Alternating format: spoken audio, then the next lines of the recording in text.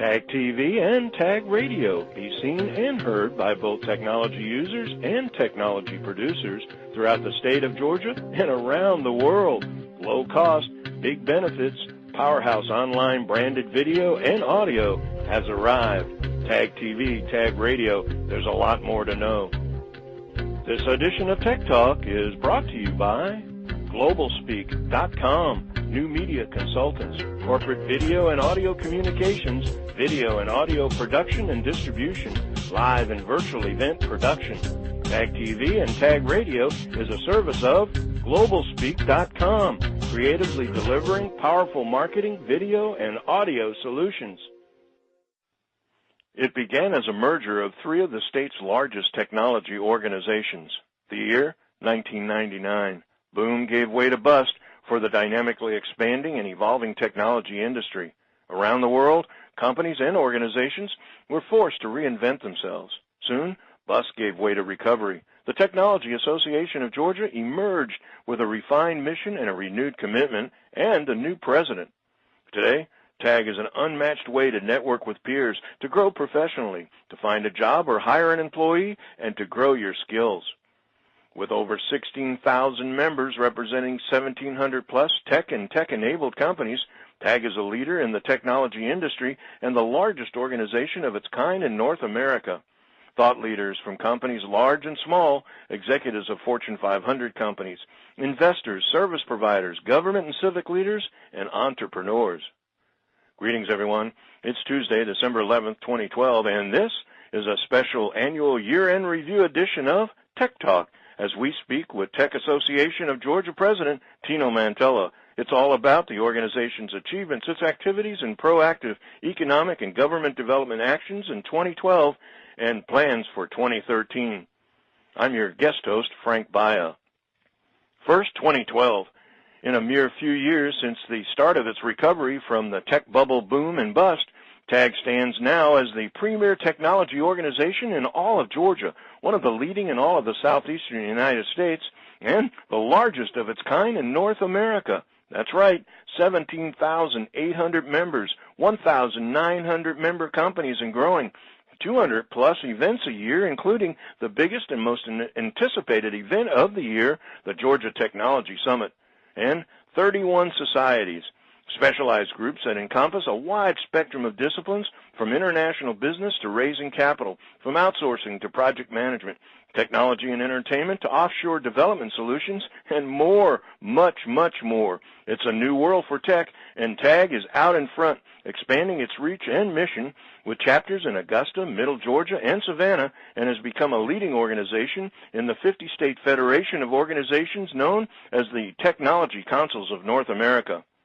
Up to the 2012 Technology Association of Georgia year-end review, who better than Tino Mantella, our president, as we explore in depth what has been achieved and the goals still yet to be accomplished in the coming year, with a first in a series of Tech Talks exclusively for the TAG membership and for TAG's Tech Talk technology community.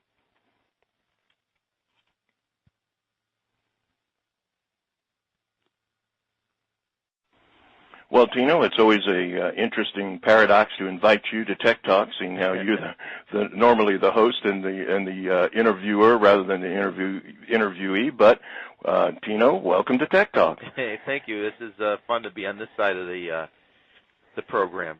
Well, you know, as each year passes, the conversation gets broader and broader. I mean, I'm thinking government, I'm thinking economic development, STEM and education. I mean, so many things that you have reached out. The organization has grown.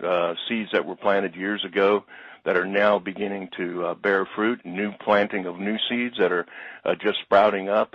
Pretty exciting year. Let's talk a little bit about 2012 to begin with, and as we normally do, let's kind of put the clock back and start with the Georgia Technology Summit in the early part of last year.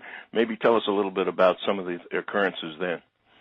Well, that's a great place to start, and that's part of our celebration and recognition activities, and that's the mothership, if you will, the one that we started. You certainly helped us do that a long time ago, and it's just been growing, and we've got great speakers, good message. The top 40 has been applied to that. The Hall of Fame has been a terrific addition. So over time, it's become, I think, one of the key events for technology in the Southeast.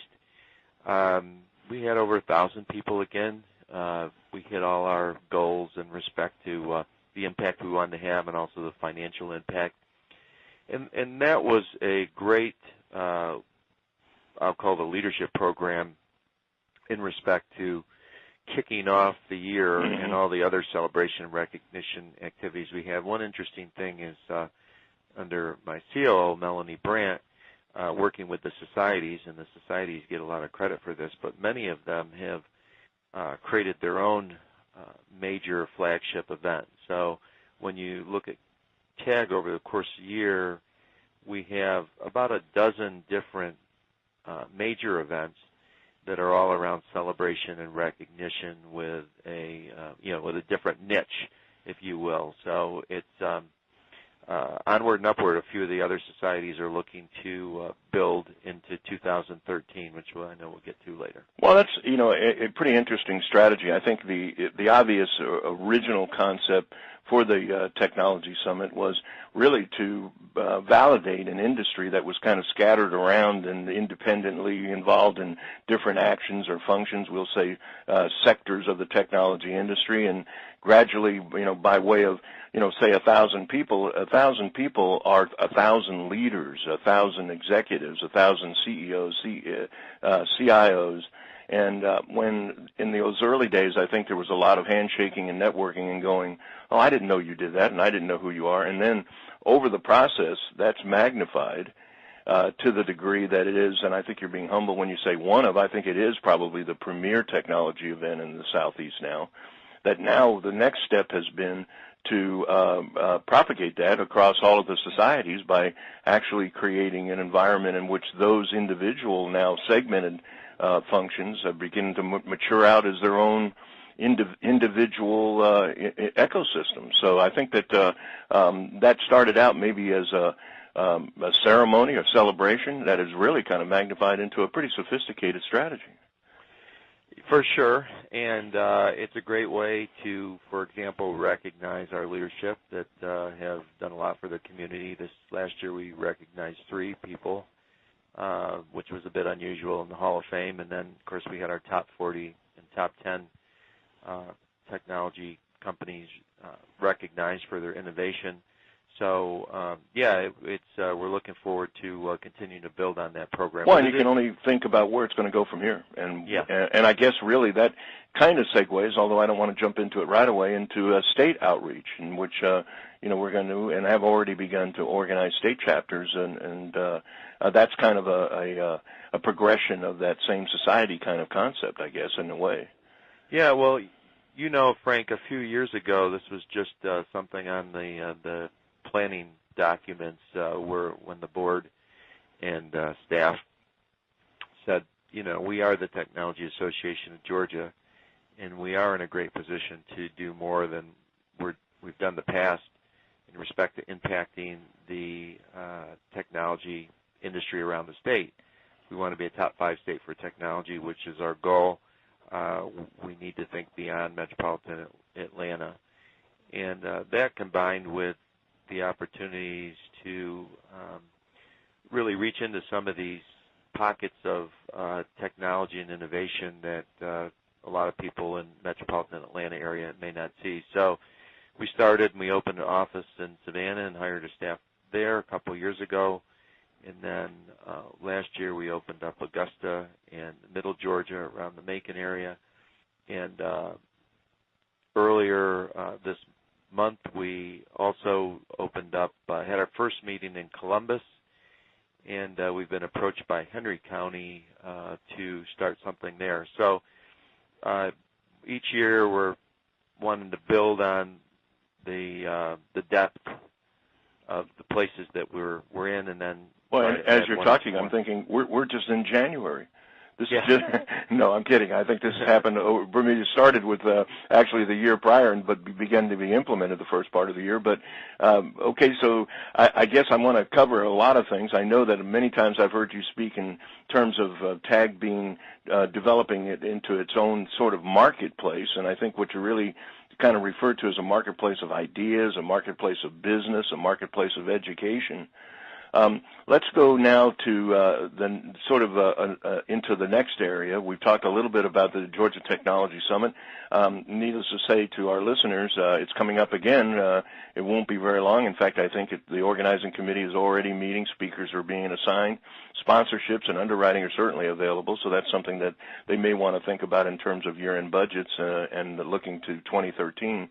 Now let's kind of progress a little bit. I want to stay in the first quarter of last year so that we can kind of get a progression and an understanding. I know there was an underwriting of a strategy, an overall strategy that has been recently released. Some of the discussions had to begin earlier than that. Do you want to talk a little bit about the plan?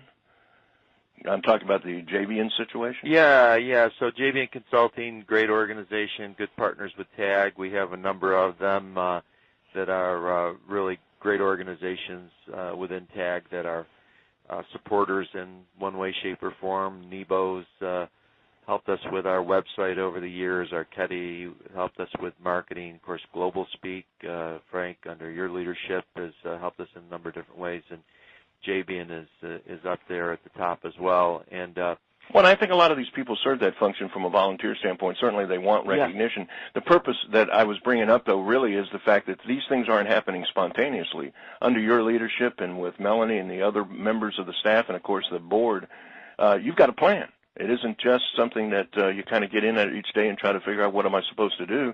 Much like a lot of the businesses that are members, you've got an organized objective, and all of the things that are happening are incrementally going somewhere. They're not just independent of each other. Well, I've always believed that the good nonprofits, as well as the good for-profits, and you were alluding to this, do have a plan and a way to operationalize it, if you will. So, we have our strategic plan that we work on, and then we create operating plans for a year period, and then everybody gets performance standards, budgets, incentive plans, and so when you put it all together, you've gone from here's the idea, here's how we're going to measure it, and here's how we're going to reward and recognize it when we meet or exceed it. So that's the way we work. And well, and the results are there is a cause and effect. Obviously, membership is up. Underwriting is up. Activities, as you mentioned, more events than ever before, more educational outreach than others. Maybe cover some of the actual results of some of the implementation of the plan that we're talking about. Well, we already talked about Celebration and Recognize. Another key part of the plan is connecting the community. And of course, that's what we're best known for, and we do that through Celebration and Recognition. But we also do it through our 31 societies. And we look to see what opportunities are out there to create new societies based on industries, leadership, clusters, things people are interested in the area where we think we'll get enough critical mass. So this past year we added the Mobility Society, for example, and it's been very successful. And we've got another couple on the drawing board now. So, but these societies are great.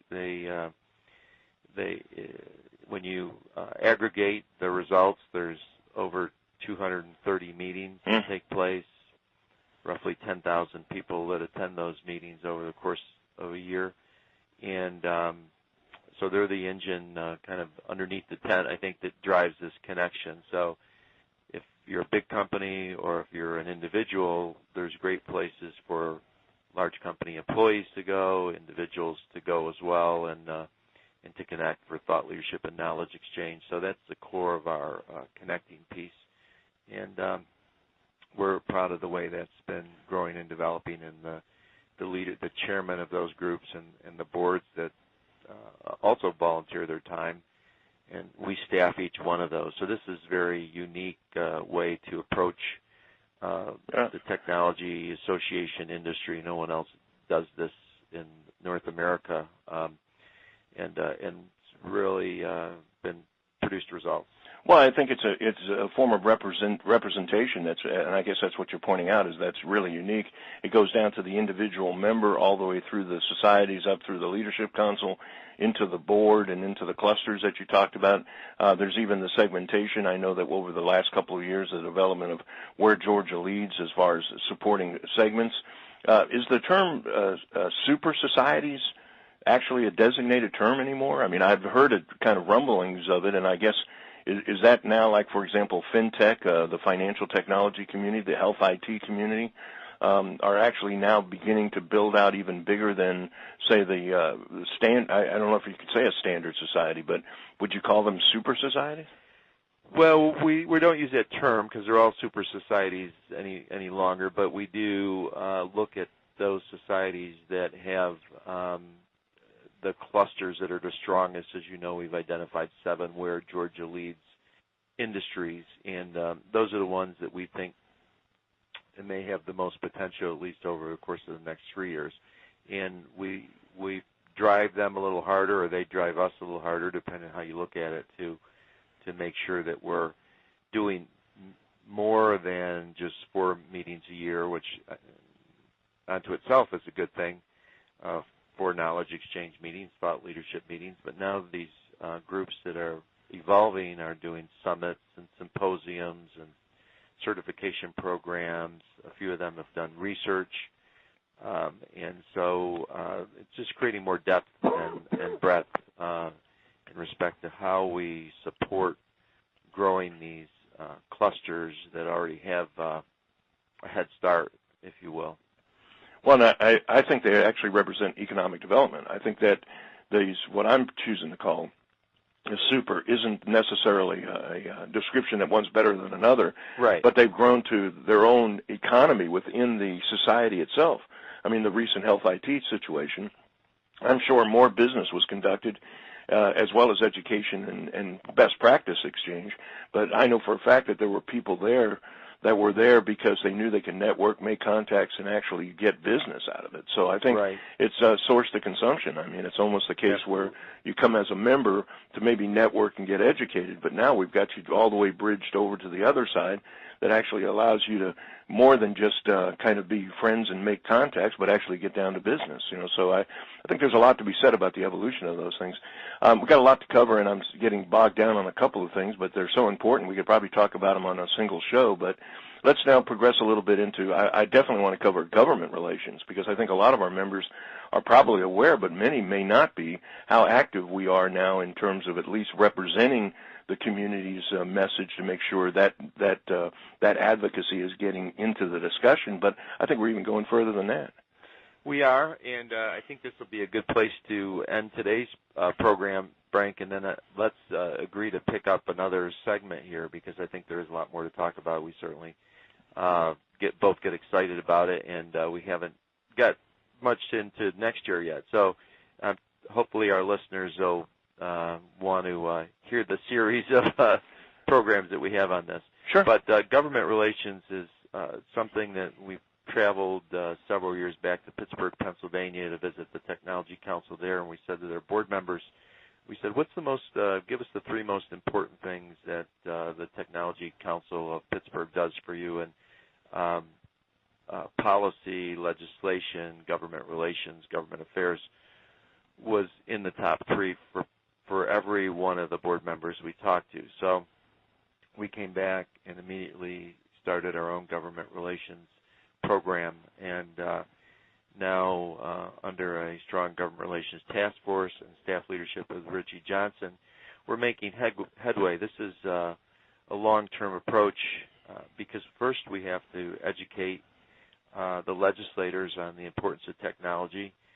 We have a few tried and true supporters that come out of the technology industry directly in their own lives or businesses, but there's a number that know that technology is important, but they're not necessarily understanding the great value that it has in terms of jobs for Georgia in the future. And so that's the way we've approached it. We've started a PAC, so we're supporting some of the legislators that are supporting the agenda.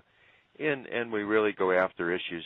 This last year, for first time in after 15 years of effort, we got the state to approve use of state pension funds for alternative investment.